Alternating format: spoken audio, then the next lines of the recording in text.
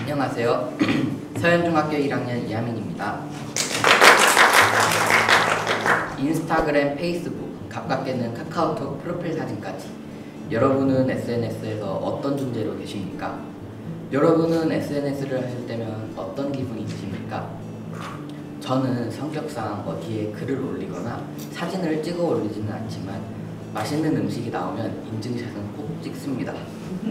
그런데 맛있고 먹음직스러워 보이는 음식이 어쩐지 사진에 잘 나오지 않아 여러 번 찍다가 포기하는 경우도 많죠. 그저 소장용으로 찍는 것이지 누구에게 보여줄 것은 아니니 보정도 따로 하지도 않고 그저 식기 전에 누가 먹기 전에 빨리 먹는 게 중요하더라고요. 저희 엄마께서는 제가 아기일 때 블로그를 운영하셨는데요. 블로그에 글을 올리시고 육아용품을 협찬받으셨다고 합니다. 예를 들면 제가 아기일 때 기저귀 모델로 내보내시고 기저귀를 받으셨다고 하는데요. 기저귀 외에도 이유식용품, 오가닉 담요, 카시트 등 많은 것을 받으셨다고 해요. 아마 지금까지 계속 운영하셨으면 파워 블로거가 되셨을 분명했지만 체험단 특성상 좋은 글만 올려야 하는 것이 성격에 맞지 않아 중간에 그만두셨다고 합니다. 물론 지금은 내돈내산만 하시고요. 여러분은 물건을 구매하실 때 광고나 유튜브 영상을 100% 믿으십니까? 소설 너를 위한 피컷에서는 사이버 세상에 편집되는 기록이 아닌 조금 못나거나 심심해도 최선을 다하며 노력하는 일상이 얼마나 소중한지 잘 알려주고 있습니다. 학교 인싸친구 서빈이가 유명 유튜버가 되는 것을 도와주게 된 주인공 최선우. 유튜브 영상을 대신 편집해주는 것을 계기로 선우는 인싸무리에 합류하게 됩니다. 인싸무리와 어울린다는 것만으로도 어깨가 올라가고 갑자기 잘 나가는 기분이 드는데요. 유튜브 영상은 날이 가면 갈수록 조회수도 높아지고 인기도 많아집니다. 실은 선우가 서빈이의 불량스럽고 호구스러운 장면을 모두 편집한 건데 말이죠. 그러던 중 유튜브 영상에 같이 나오는 인싸친구 하나가 자살 시도를 하여 학교가 발칵 뒤집힙니다. 그저 최고 인싸 옆에 있는 중간 정도 인싸인 줄만 알았던 친구가 알고 보니 인싸무리에게 돈도 뺏기고 학교 폭력도 당해온 것이지요. 그런데 제대로 된 증거가 없어 피해자는 사과도 못 받고 공식적으로 문제 제기도 못하는 상황. 여기서 잠깐 주인공 아버지의 이야기를 빼놓을 수 없겠는데요. 선우의 아버지께서는 대기업에 근무하시다가 공익제보를 한 후로 기업에서 쫓겨났는데요. 그 이후 제대로 자리를 잡지 못해 가족에게 원망을 하는 가장입니다. 그런데도 아버지께서는 후회하지 않고 노력하는 삶이 얼마나 멋진지 아들에게 잘 가르칩니다. 이런 아버지 밑에서 자란 선우는 큰 결심을 합니다. 지난 원본 영상을 열어 잘라낸 피컷에 나와 있는 학폭 증거 영상을 모아 피해 학생을 돕기로요. 어른들 세상의 진실은 공익제보에 있었듯이 아이들 세상의 진실은 자랑스레 내보인 A컷이 아니라 편집당한 B컷에 있었던 것입니다. 오늘 비블리오 배틀이 끝나면 수상자는 주목을 받을 수도 있겠습니다만 그보다도 오랜 기간 이 대회를 준비하셨을 사선 선생님들, 그리고 저희를 항상 예쁘게 봐주신 시민평가단 선생님들, 저희를 항상 응원하셨을 부모님들, 오늘 지금까지 이 대회를 부드럽게 이끌어주신 아나운서님, 무거운 카메라를 들고 그야말로 A컷을 찍기 위해 내내 고생하신 사진기자님 등 현장에 계신 모든 분들이 이 대회에 숨겨진 B컷이자 스스로에게는 A컷이라 생각합니다. 저 또한 이 자리에 서기까지 여러 권의 책을 읽고 하루하루 발표 연습을 했던 저의 B컷들에게 박수를 보냅니다. 이렇게 세상을 움직이는 것은 최고의 A컷이 아니라 조금 평범하지만 소중한 무수히 많은 B컷이기를 바라며 지금까지 너를 위한, 아니 여러분들을 위한 B컷이었습니다. 감사합니다.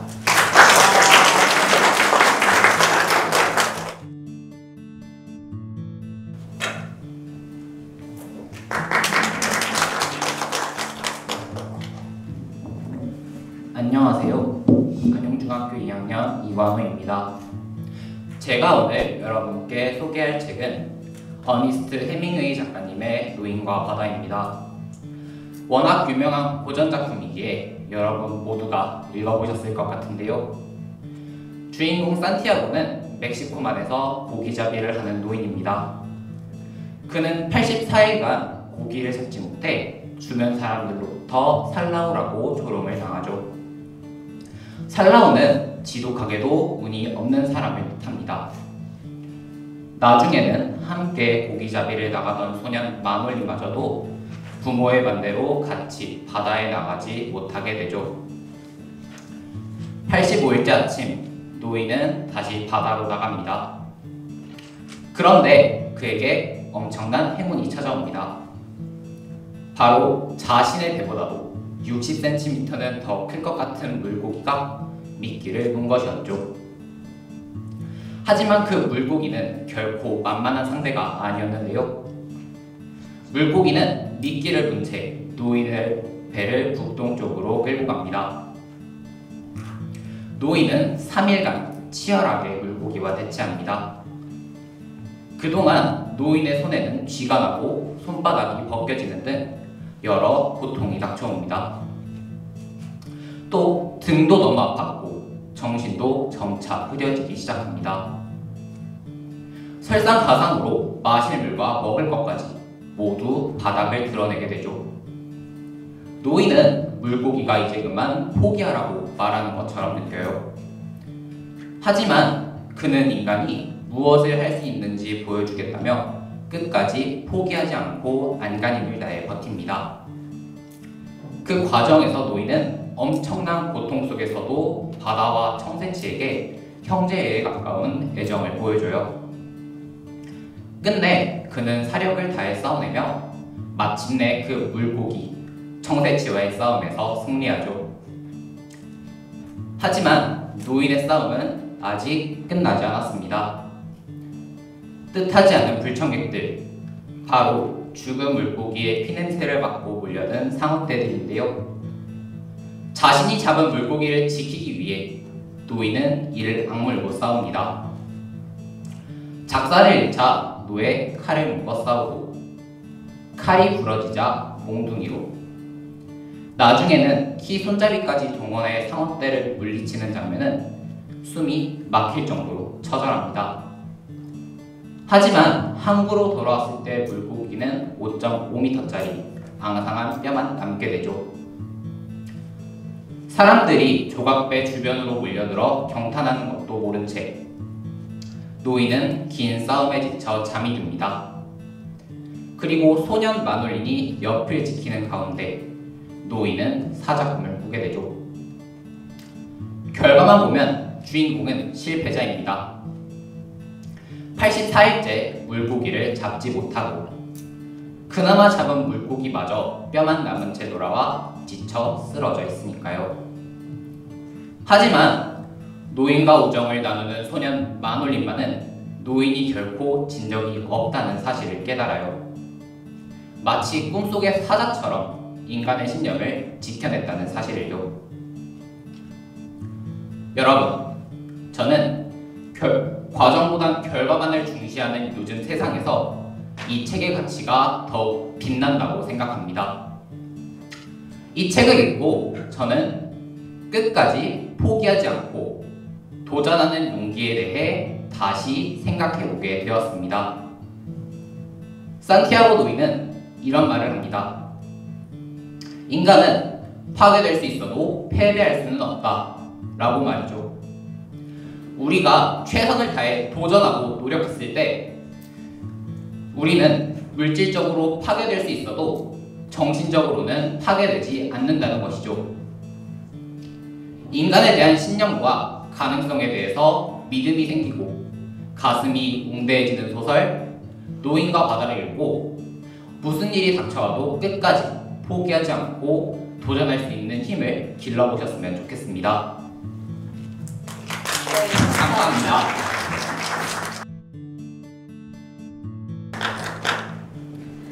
안녕하세요. 오늘 제가 소개할 책은 손원평 작가님의 튜브입니다. 손원평 작가님은 아몬드, 프리즘 등의 책들로 유명하신 작가님이시죠. 이 책 제목 튜브는 바다나 계곡에서 물놀이 할 때 쓰는 바로 그 튜브 맞습니다. 이 책의 표지를 보면 아무런 대책 없이 검푸른 물속으로 무작정 뛰어드는 사람이 있는데요. 인생이란 거대한 바다로 작은 튜브 하나 없이 말입니다. 주인공 김성구는 인생 패배자입니다. 안정적이던 회사를 그만두고 개인 사업에 도전하지만 하는 일마다 연이어 실패하죠. 실패하면 핵심적인 반성 없이 다시 도전하고 또 실패하기를 반복합니다. 결국 빚더미에 올라앉고 몸도 마음도 지쳐요. 가까이 있는 사람들을 소중히 여길 줄도 몰라서 아내와 딸마저 실망시키고 결국 가정도 지키지 못한 채로 자살을 하는데 그마저도 실패해요. 정말 되는 일이 하나도 없는 잡동사니 인생인 거죠. 그러던 어느 날 우연히 10년 전 사진들을 보게 되는데요. 현재의 모습과는 많이 달랐던 과거에 곱고 날렵한 자신의 모습을 발견합니다. 가족과 행복한 시간을 보냈던 그때의 자신과 지금의 자신을 비교하면서 축 처지고 구부정한 자세부터 고쳐보겠다는 도전 욕구를 품으면서 작은 변화가 시작됩니다. 그리고 죽을 일만 생각하던 그가 이제는 낡은 자전거를 꺼내서 생계를 유지하기 시작하죠. 그러다가 우연히 예전 피자집을 운영했을 때 종업원이었던 진석을 만나 오피스텔을 같이 쓰며 각자의 꿈을 위해 살아갑니다. 어느 날은 배달 일을 하다가 어느 학원의 통학버스 운전사를 보게 되는데요. 힘든 일을 하면서도 한결같이 편안하고 안정적인 그의 태도를 보고 그의 평화로운 미소를 따라해보기 시작합니다. 그러는 중에도 반듯한 자세 만들기에 계속해서 노력한 결과 사람들로부터 너 달라졌다라는 말을 듣기 시작하죠. 거기서 그치지 않고 김성구는 새로운 목표를 만듭니다. 하루에 적어도 3번 누군가를 칭찬하기로 말이죠. 예를 들어서 저희 최미덕 선생님 제가 비블리오 나간다고 했을 때 이렇게 연습하면 좋아. 이 원고는 이렇게 조금 수정하면 더 좋을 것 같아. 이러면서 저를 보담아주신 것 너무 감사하다고 생각하고 있고요. 그리고 저희 같이 오신 선배님들 제가 원고 쓰는 것부터 매번 쉬는 시간에 상담실 들리셔서 열심히 연습하는 것까지 다 봤는데 꼭 좋은 성과가 있길 바라고요. 그리고 저희 친구 있거든요. 이 이른 아침부터 제 대회를 응원해주기 위해 와준 거 너무 고맙다고 말하고 싶습니다. 마치 이렇게 말이죠. 처음에는 당연히 어려웠지만 최대한 실천하려고 노력하면서 점점 진심으로 다른 사람들을 칭찬할 수 있게 됩니다. 계속되는 노력 끝에 차츰 가족과의 관계도 점점 좋아지던 차에 그는 타인의 꾸준한 도전들을 익명으로 응원해주는 지푸라기 프로젝트를 기획합니다. 성공의 반대말은 실패지만 변화의 반대말은 아무것도 하지 않는 것. 지푸라기 프로젝트의 슬로건입니다. 지푸라기 프로젝트는 운 좋게 투자자를 만나 큰 성공을 거두지만 그것도 잠시 김성구는 능력 부족으로 대표에서 밀려나죠. 결론을 말씀드리자면 김성구는 진석과 다시 의기투합하여 새로운 일에 모색하며 이야기는 끝이 납니다.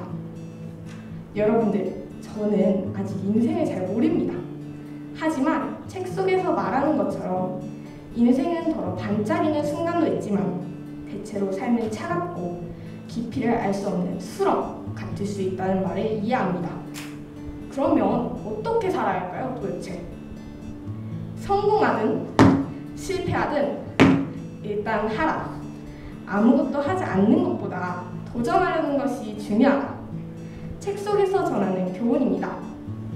인생에서 도전과 실패를 어떻게 받아들일지를 깊게 생각하게 해주는 책 튜브 소개를 마치겠습니다. 감사합니다.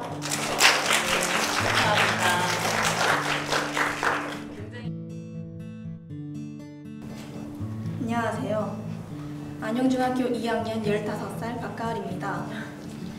제가 소개할 책은 손현주 작가님의 울지 않는 15은 없다라는 책입니다. 제목을 그대로 풀어보면 15 아이들은 모두 울고 있다는 뜻이 되잖아요. 아마도 친구며 공부며 진로 문제 등 여러 가지 고민들로 가득 차 갈팡질팡하는 중학교 2학년들의 마음을 대변한 듯해서 공감이 가는 제목인데요. 저만 해도 공부에 대한 부담감, 주변 사람들의 기대감 때문에 느껴지는 압박감으로 힘들 때가 많아요.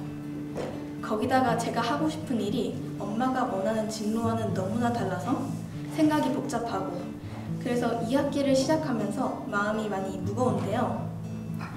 제가 안고 있는 고민은 이 책의 주인공이 겪는 어려움을 생각해보면 정말 행복에 겨운 투정처럼 느껴져서 부끄럽기까지 합니다.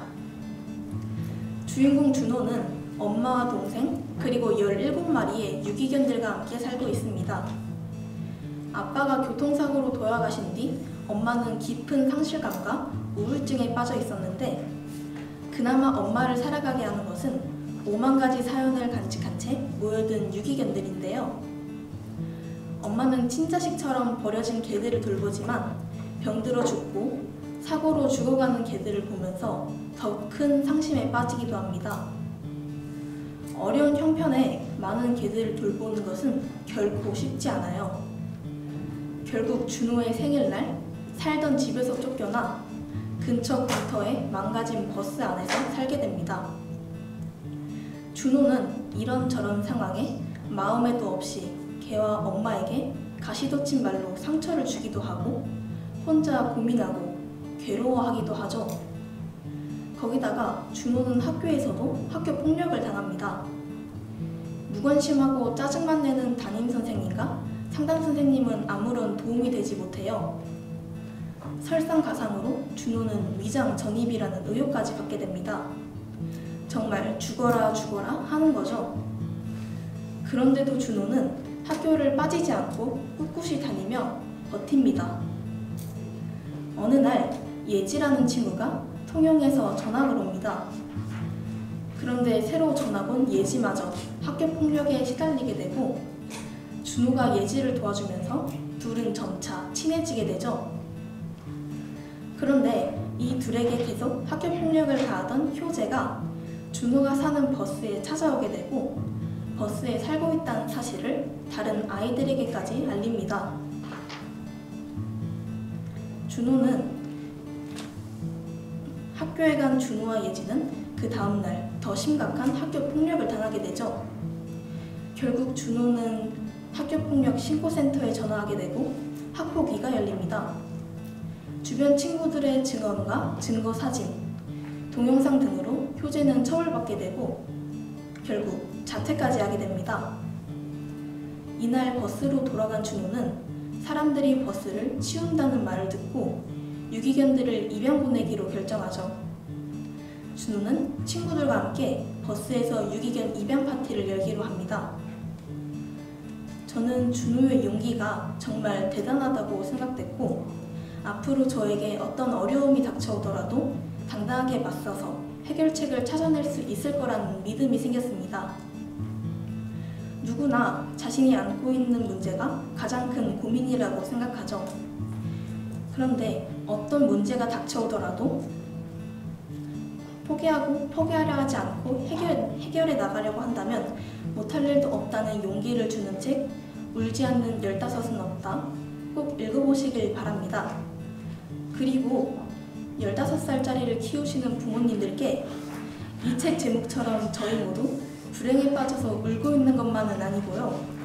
고민과 갈등 속에서도 용감하게 제 갈 길을 찾아가고 있다고 말씀드리고 싶습니다. 감사합니다.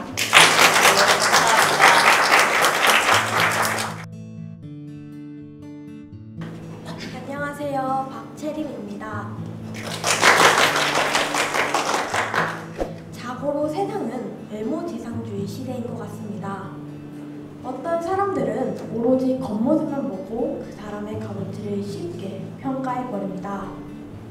여자들은 예쁘고 날씬해야 하고 남자들은 키 크고 잘생겨야지만 제대로 사람 대접받는 것처럼 느껴지기까지 합니다. 그래서 너도 나도 얼짱, 몸짱으로 거듭나 친구들이나 주변 사람들로부터 주목을 받고 싶어 하죠. 그런데 제가 오늘 소개시켜드릴 책 원더의 주인공 어거스트는 반대로 아무도 주목하지 않는 고통의 얼굴을 갖는 것이 단 하나의 소원입니다. 그는 선천적으로 안면 기형 장애를 가지고 태어났어요. 이 때문에 27번이나 힘든 성형수술을 견뎌야 했죠. 그 결과 거의 턱에 달려있는 듯한 귀와 볼까지 처진 눈, 입꼬리가 올라가지 않는 입을 가지게 되었어요. 그래서 어거스트는 처음 보는 아이들의 비명과 놀란 표정, 뚫어져라 쳐다보는 시선에 익숙합니다. 사람들은 대부분 어거스트를 처음 보면 당황스러운 표정을 감추지 못하고 수군거리며 노골적으로 혐오감을 드러내죠. 그래서 어거스트는 1년 중 유일하게 다른 아이들과 똑같아질 수 있는 할로윈을 좋아하고 누나 친구한테 선물 받은 헬멧으로 항상 얼굴을 가리고 다니는 아이가 되죠. 이 책은 어거스트의 1년간의 학교 생활을 담고 있어요. 그는 마치 도살장에 끌려가는 새끼양의 심정으로 10살에 처음으로 학교에 갑니다. 그리고 걱정했던 대로 친구들로부터 따돌림을 당하죠. 친구들은 마치 그와 닿으면 전염병이 옮기라도 하는 것처럼 행동합니다. 그에게 학교에서의 하루하루는 고통과 외로움의 연속이죠. 하지만 교장 선생님의 부탁으로 환영 친구를 했던 잭 윌이 제일 먼저 어거스트의 유머 감각과 매력을 알아차리고 친해지게 됩니다. 그리고 처음에는 안타까운 마음에 같이 점심을 먹으려고 다가왔던 서머가 어거스트의 따뜻한 마음을 발견하고 친구가 되죠. 점점 어거스트는 자신의 얼굴과 자신을 보고 놀라는 선배들을 가지고 친구들과 낄낄거리며 농담까지 하는 여유를 갖게 됩니다. 어거스트의 곁에는 자신을 끝까지 포기하지 않고 지지해주는 부모님과 누나가 있어요. 편견을 가지지 않고 공정하고 따뜻하게 대해주시는 교장 선생님과 친절한 선생님들도 있죠. 무엇보다도 즐거운 학교 생활이 될 수 있도록 곁에서 지켜주는 친구들이 있어서 꿋꿋하게 어려움에 맞설 수 있었습니다. 책에서 브라운 선생님은 매달마다 좌우명을 정하고 실천하자고 해요. 그 중에서도 저는 만약 옳음과 친절 가운데 하나를 선택해야 한다면 친절을 택하라는 말이 인상 깊었습니다. 어거스트의 좌우명, 누구나 살면서 한 번쯤은 기립박수를 받아야 한다. 우리는 모두 세상을 극복하니까 또 참 좋았습니다. 브라운 선생님은 우리에게 진정으로 중요한 것은 우리의 존재라고 말합니다. 우리는 어떤 종류의 사람들인가? 당신은 어떤 종류의 사람인가? 나는 과연 어떤 사람일까? 를 항상 스스로에게 물어야 하는 질문이라고 말이죠. 외모와 장애에 대한 편견, 친절과 작은 용기의 위대함에 대해서 다양한 생각을 하게 해주는 책 원더를 읽으며 자신의 내면을 들여다보는 것 어떨까요? 감사합니다. 네, 수고 부탁드립니다.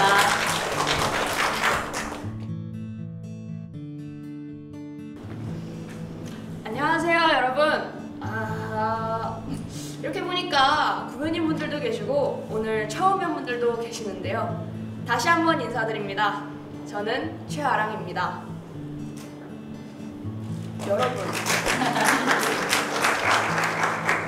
여러분, 자녀 또는 스스로의 꿈을 알고 계신가요? 혹시 이런 대답은 아닌가요? 좋은 대학 가기, 좋은 대기업에 들어가기, 안정적인 노후 보내기, 아니면 또는 건물주. 그런데 이걸 진정한 의미의 꿈이라고 할 수 있을까요?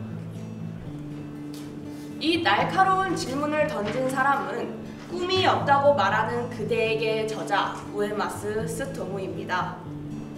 이 자서전은요, 우리가 서점에서 볼 수 있는 보통의 평범한 자서전하고는 차원이 다릅니다. 일본 문화를 배경으로 했지만 우리의 정서에도 딱 들어맞는 내용이어서 뇌리에 쏙쏙 꽂히죠. 아니 그럼 우에마스 스토무가 뭐하는 사람이냐? 그는요, 일본 시골 변두리 마을에서 우주선을 우주로 쏘아 올리고 있습니다. 그 공장은 나사를 포함한 전 세계에서 단 3곳밖에 없는 무중력 우주 실험장을 보유하고 있고요. 친환경적으로 재활용까지 할 수 있는 우주선도 개발해내고 있습니다. 자, 여러분, 이쯤에서 제가 질문 하나 할게요. 이 작가님이 어떤 대학을 나왔을 것 같나요? 도쿄대? 아니면 뭐 하버드대? 되게 유명한 명문고? 근데 제가 여기까지 말했으니 다들 짐작하시겠지만요, 그는 좋은 대학을 나오지 않았습니다. 심지어 학창시절의 성적이 그렇게 좋은 편도 아니었어요. 그는요, 우리와 같은 평범한 사람이었습니다. 그런 그가 어떻게 이런 우주선을 쏘아올리는 대단한 일을 할 수 있었냐고요? 그는 어린 시절 종이 비행기 날리는 것을 좋아했습니다. 좋아하다 보니까 연구도 계속하고 설계도도 외우고 그렇게 해서 그 모든 일이 시작된 것이죠. 하지만 그 당시 어른들은 우주를 꿈꾸는 그에게 그가 좋아하는 것들이 학교 수업과는 상관없다는 이유로 야, 그거 쓸모없어. 어차피 안 될 거야. 라곤 말하고 했습니다. 그러나 그는 할 수 있다고 믿으며 자신의 꿈을, 도전을 포기하지 않았습니다. 그는 꿈꾸기를 멈추지 않았어요. 그 결과 체육관에서 종이 비행기를 날리던 그 소녀는 기어코 우주에 로켓을 날리는 그 꿈을 지켜냈습니다. 사람들은 커갈수록 어차피 안 될 거니까 라며 현실과 타협합니다. 그러나 편한 길만 가겠다는 건요, 무능해지는 거예요. 남들이 겪은 실패, 고난, 역경을 겪어보지 않고 나는 편하게 가겠다는 것이니까요. 여러분은 스스로에게, 주변 사람에게 어떤 말을 하고 계신가요? 혹시 자신도 모르게 다른 사람의 가능성을 깎아먹는 말을 하고 계시진 않으신가요? 어차피 안 돼! 라며 여러분의 크고 무궁무진한 그 꿈들을 뒤에 버리고 오신 건 아닐까요?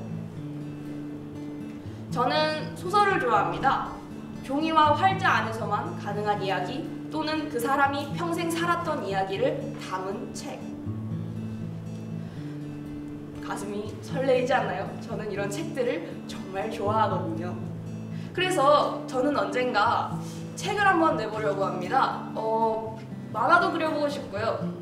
세상이 말하는 아마 성공의 길은 아닐 거예요. 인정해주지 않을 수도 있고 망할 수도 있죠. 그래도 저는 도전해보고 싶습니다. 이 책 덕분입니다. 여러분이 놓쳐버린 그 꿈에 도전할 용기는 지금 어디에 계신가요? 지금도 도전이 두려우신가요? 아니면 도전을 버리고 사시나요? 다시 한번 이 가슴 뛰는 삶을 살고 싶은 분들 여러분께 꿈이 없다고 말하는 그대에게 적극 추천드립니다. 감사합니다. 네, 한번 부탁드리겠습니다.